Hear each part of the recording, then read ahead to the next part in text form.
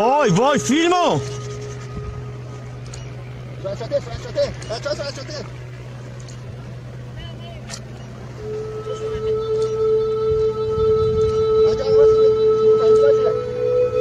این که آره این ور در اومده امیررضا.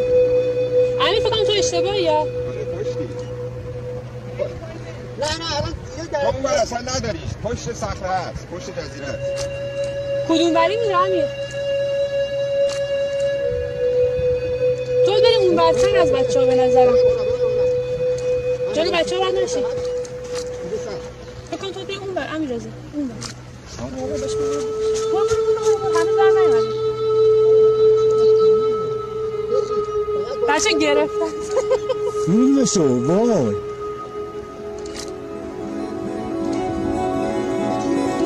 آره من تیکش داره در میاد تیکش آره زدی؟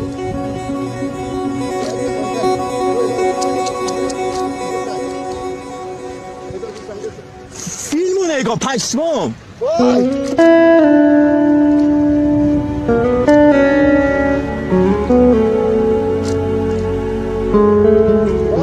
فیلمو نگاه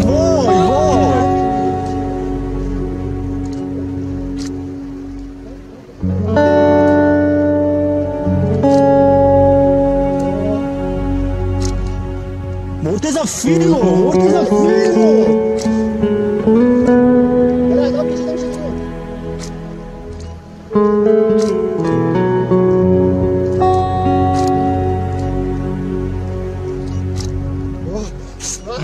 وای عجب فیلمی شد